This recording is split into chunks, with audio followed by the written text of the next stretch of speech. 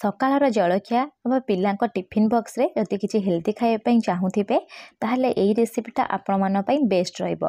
बिना तेल रे बनिकी रेडी हबो ता पुणी घरे थिबा परिबा आ सुजी को नेकी कम समय रे बनिबो, स्वादिष्ट मध्य रहिबो।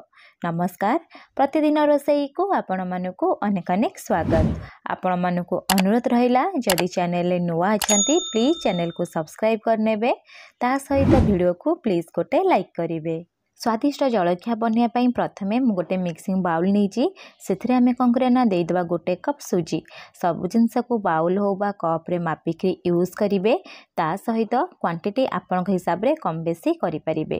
जो कप रे मापिक मु सुजी नहीं से कप रे मापिक 3/4 कप दही दे दूची। आपण ये कौन करना दहीर परिमाण आपण हिसाब रे कम बेसी करें, किंतु मापिक यूज करेंगे जलखियाटा आम पूरा परफेक्ट बनब। स्वाद हिसाब रे अल्प टिके लुण देदेबा। लुण दे सारा पर आपको टिके जस्ट मिसई नवा। मिसई सारा पर अल्प अल्प पानी देबे। पानी देकी भलसे गोटे बैटर बनई नेबे। बेसी एठी पानिया करिवेनी ना बेसी काठुआ करिवेनी। देखि पारुथिबे पाखापाखि आमको आधा कप पानी दरकार हबो ए बैटरटा बनैया पई। मटी पानी देकरी एई परि गोटे काठुआ बैटर बनई नउची। जेहेतु आमे सुजी रे बनौचे ना, सुजी रेस्ट होआ पई कवर कर नबा। कवर करिकि 10 रु 15 मिनिट छाड़ी दबा, जहा पर सुजी हमर पूरा सेट हे जिवो आ फुली मध्य जिवो। ता भितर चलतो अलग प्रिपरेशन करवा। जलखिया को मुझे गिनारे बनईकी रेडी करी से मुझे कौन करना छोट छोट गिना यूज करी। जदि आप आहरी छोट थी नहीं पारे ना बड़ गिना नहीं पारे। जदि आप गिना बाउल नथिबो आपण एठी इटिल छांचरे बनई पारे। देखि तापर कौन करेंगे ना अल्प टिके तेल देकी भलसे टिके ग्रेस करने, जहाँफल आम जलखियाटा अति सहजरे बाहरी जीव। आपको गोटे साइड रखी नवा। चलतु एबे आमे कौन करना सुजी को टिके चेक कर नवा। 10 रु 15 मिनिट हो गलानी। मुझे कभर काढ़ी नेबी। देखि पारुथिबे बैटर केते बढ़िया से पूरा फुलीची, सुजी मध्य भल से फुली गलानी। एबे आमे टिके जस्ट मिसई नबा। मिसई नहीं सारा पर एठी आमे कौन करना परिबा यूज करबा। जदि आप नॉर्मल इडली चाहूथिबे ताले ए आपको कौन करबे ना बनई परिबे। मोटी परिबा दिया इडली बनौची, सेते पई काटिकरी किछि देई दोची कैप्सिकम, ता सहित गाजर मध्य काटिकरी यूज करूची। अल्प टिके धनिया पत्र पूरा काटिकी देई दोची। एबे कौन करबे ना अल्प टिके देई दबा काटिकरी कंचा लंका। जदि आप अलग किसी परिबा दवाई चाहूथिबे ताले एठी यूज करि परिबे। जदि आप पियाज दवाई चाहूथिबे ताले पियाज मध्य एठी यूज करि परिबे। सबु परिबा दे सारा पर एठी आमे कौन करबा ना आकु टिके जस्ट गोटे रे 2 मिनिट मिसई नबा। देखि पारुथिबे बैटरटा हमर बहुत काठुआ हे गलानी।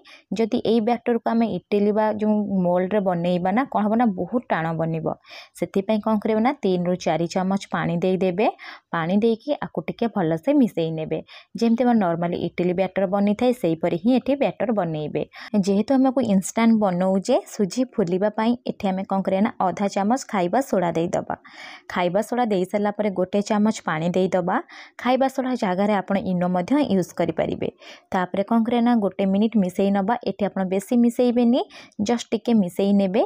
मिसई नहीं सारा पर इंस्टांट कौन करना जो बैटर आमे बनईचे बैटर को आमे ग्रेस करी रखिथिबा बाउल हो बा इडली मोल्ड रे आपण कौन करबे ना देई देबे। देखि पारुथिबे मुठी देई दोउची। आ गोटे कथा मन रखिथिबे पूरा फुल देबेनी, जेहेतु आम बैटरटा पूरा फुलिबो सेति अधा देबे। तापरे कौन करिवे ना गिन्ना को टिके धरिके हाथ रे एमती टैप करि नेबे। जदि किछि एयर बबल थिबो ना एयर बबल बाहरी जिवो, इडलीटा हमर पूरा स्पंजी बनिबो। एबे कौन करिवे ना स्टीम दबा। सेति पई गोटे जागा रे किछि पानी को गरम करि नेइची। तापरे कौन करिवे ना एमती गोटे छणा रखि देबे। जदि आप इडली छांचर बनाउथिबे ताल नॉर्मल जेमती इडली बने सेही परि बनइबे। ता ऊपर कौन करिवे ना सब गिन्ना को रखि नबा। गिन्ना को रखी सारा पर एठी कभर लगे दबा। फ्लेम को मीडियम रखिबा। मीडियम फ्लेम रे पाखापाखि 10 रु 15 मिनिट छाड़ी दबा। ता भितरे चलंतु गोटे खट्टा चटनी बनइबा। सेति पई कौन करछि ना गोटे मिक्सिंग जार नेइची। जार रे अल्प टिके कोड़ी की नड़िया देई दबा। देई सारा पर एठी हमें कौन करना अल्प टिके देई दबा धनिया पत्र। आपण चाहिले एठी पुदीना पत्र मध्य यूज करि परिबे। ता सहित एठी मु कौन करछि ना 2टी कंचा लंका देई दोउची। तापर आधा चामच एठी हमें स्वाद हिसाब रे लुण दबा। जदि आपण टिके मिठा चाहूथिबे ताले अल्प टिके एठी चीनी मध्य देई परिबे। तापर खट्टा पई एठी हम अल्प टिके तेंतुलीर मंजी काढी की देई दबा। जदि आपण तेंतुली नथिबो लेंबुर रस देई देबे। अल्प टिके पानी देकी भल से ग्राइंड करि आनिबे। देखि पारुथिबे मु एठी ग्राइंड करि आनिची। आम चटनी पूरा बनिकी रेडी सरलाणी। आकु गोटे साइड रे रखि नबा। चलंतु टिके चेक करि नबा। 15 मिनिट हेई गलाणी। मु एठी आपनकु चेक करि देखौची। देखि पारुथिबे केते बढ़िया से पूरा हमर इडली फुलीची। एबे हमें कौन करना ऊपर टिके एमती लंका गुंड को डस्ट करि नेबा, जहाँ जहाँफल बहुत बढ़िया सुंदर देखा आपण चाहिए देपारे ना स्किप करेंगे। आपण चाहिए गोलमरीचर गुंड उपरे डस्ट करेंगे। एबे कौन करें ना गोटे छुरी साहाय्य हो गोटे टूथपिक साहाय्य टिके एमती पिक करके आपण कौन करें ना चेक करेंगे।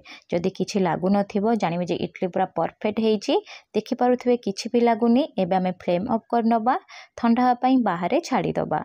देखिपे 15 ରୁ 20 मिनट हो गला पूरापूरी ठंडा हो गला। एबे आपको डिमोल्ड करेंगे से कौन करें ना एमती छुरी ने छुरी साहाय्य टिके जस्ट साइड रे कट लगेदेवे आराम से पूरा बाहरी जीव। यही प्रोसेस रे कौन करी ना सबको बाहर करके आपण मानू देखई दौची। देखिपे केते स्पंजी बनी खायापी बहुत स्वादिष्ट लगी था। आपण मैंने देखिपे आपन को चटनी सहित खाईपारे ना आप नॉर्मली खाली खाईपारे ना तरकारी खाईपारे। आपण को थरे घरे बनातु केमिति बनिला मो सहित कमेंट सेक्शन रे शेयर करंतु। आपण मानक सहित पुणी देखा गोटे नुआ भिडियो रे। रहिली धन्यवाद।